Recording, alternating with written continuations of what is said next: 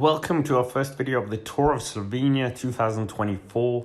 Apologies for not doing stage 1 and stage 2. Those were won by sprinters, but today we are looking at stage 3. A very exciting start to the race, and at the beginning there was a good atmosphere with Mohoric even seeing his better half. But at the start we had his teammate Phil Bauhaus in the leader's jersey, in the green jersey, and they all lined up for this third stage, which included 3 categorized climb across this 160.5 kilometer course. And the interesting part is that the race actually dipped in to Italy here before they took that final climb with a descent as well. So definitely one Mohoric was looking towards, you would think. But the ride has gone underway in this beautiful capital of Slovenia, and they were all looking to potentially challenge the likes of Bahrain Victorious. UAE, very strong team, had their young Antonio Morgado, but he wasn't the one who was trying to get into the break. That was Adria Mobile, who quickly got a rider up the road almost, but it was a very interesting affair. Slovenia is such a beautiful country and really being showcased by this race. But when we joined the peloton, we could see Ineos Grenadiers being up towards the front, and we also had EF Education Easy Post also.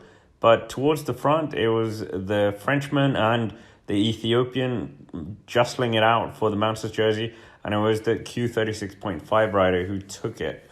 But they had a lead still, and Slovenia once again showing the beautiful landscape with this enormous bridge.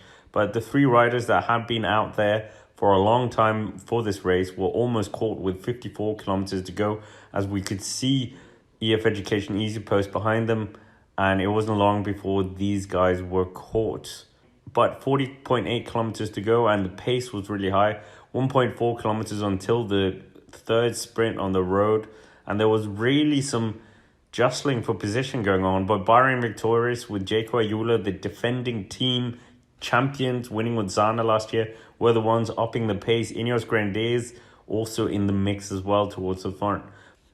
But with 14.8 kilometers to go, it looked like a Bardiani rider had gotten up the road, and this was being chased down by the leaders. EF Education Easy Post once again taking the charge up with their riders. Jayco Ayula suffering a bit as well. And it was a really interesting and intense battle here on the Cat 3 climb. Many of the other riders going out the back. Ben Healy was the rider being guided up by his teammate. They were looking to see if they could take the victory here. There were plenty of interesting riders in this move. With 13.1 kilometers to go, Ben Healy was really putting everything he had into it, trying to get rid of Narvaez, the Ecuadorian who had success at the Giro d'Italia. But it was Filippo Zana, the defending champion, who was the first rider to fall. Behind them, there was a group really charging up this climb, and it looked like Ben Healy and Narvaez weren't going to be staying away and jostling for the win of the stage, as Bardiani were up there in the mix. With 11.8 kilometers to go, we could see it was Pozzovivo really putting a hurting pace on the other riders. And right now, this was the main group. 9.6 kilometers to go. We were all waiting for another move, but it didn't seem to come, as Pozzovivo, the veteran, really was just keeping things under control for everyone as they just came around a corner. It looked like Bardiani was setting their sights on a victory here. We even had Polticometa in the group as well. But with 8.2 kilometers to go, Narvaez, the Ecuadorian, tried to attack on the descent. This was carefully marked by Pellizzari, another rider who'd been in the Giro d'Italia. And then there was a bit of a stalemate, and everyone looking around.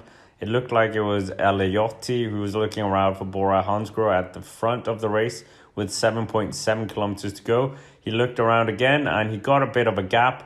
It didn't seem to be shut down immediately, but Narvaez looking at everyone else. There was a bit of cat and mouse.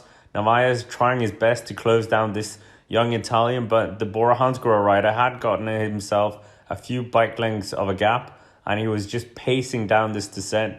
No one able to catch him, and the Bora Hansgrohe rider has done an absolutely incredible job for a lot of his teammates, but now it was his moment to shine in the sun.